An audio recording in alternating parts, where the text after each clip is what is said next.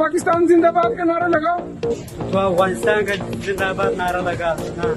پاکستان کې یو غیرتي افغان سره د پنجابي خبرې او غبرګونونه خواجه آصف وایي کلونه مو وساتل خو خپل نشول ان پاکستانیان هم ورته غوسه دي دا چې خلکو ورته څه ځواب ورکړی نو جزئیات هم دلته وګورئ او چینل هم سبسکرایب کړئ پاکستان کې یو افغان کډوال چې لګیا دی خپله غریبي کوي نو یو پنجابي راځي له خبرو وروسته ورته وایي چې پاکستان زنده‌باد ووایه که څه هم ډېر تاکید کوي خو بیا هم افغان ورته وایي چې لومړی ته ووایه چې افغانستان زنده‌باد بیا زه وایم یاد کس ورته وایي اوسېږي پاکستان کې خو زنده‌باد ورته نه وای ولې افغان ورته وایي دا مې خپل کار دی د پاکستان دفاع وزیر خواجه آصف چې پخوا یې ویلي و د افغانانو تباه کولو لپاره امریکا ته دلالي کړې پورتنۍ ویډیو یې نشر کړې او ورسره لیکلي دي 50 کلنه پانګونه او د 15 لکو افغانانو میلمه پالنه د امریکا د دوو جنګونو سانتیا کور په کور توریزم 50 کاله د امریکا د خوشحالۍ په خاطر تباهي وکړه له تاریخ څخه عبرت اخیستل پکار دي دا خبرو ان پاکستانیان غوسه کړي چې یو شمېر غبرګونونه دلته شریکو جنرال موبین لیکلي دغه افغان ځوان په پیدا کېدو کې را سره مرسته وکړي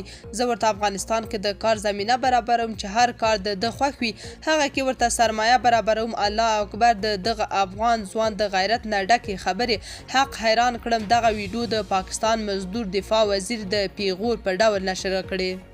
انعام افضل لیکلي د پاکستان د مشرانو اولادونه ټول په امریکا کې زده کړې کوي آیا دوی به د پاکستان زنده‌باد تر شعارونو مخکې د امریکا زنده‌باد نارې ووهي د دې لپاره چې دوی په امریکا کې اوسېږي د یوه وزیر د تعصب فکر په نظر کې نیولو سره تاسو تصور کولی شئ چې څومره احمقان په لویو پوسټونو کې دي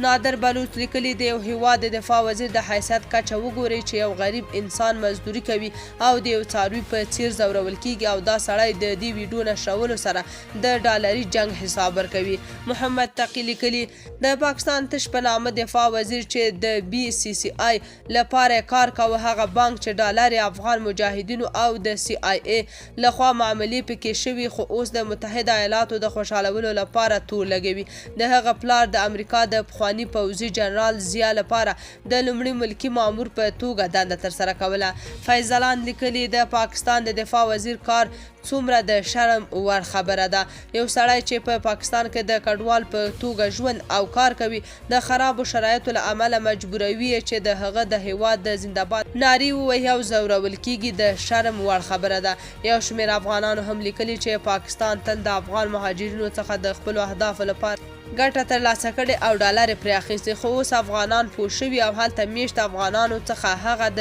ګلخانیت ذهنیت ختم شوی تاسو په دې اړه څه نظر لرئ کومنټ کې شریک او چینل هم سبسکرایب کړئ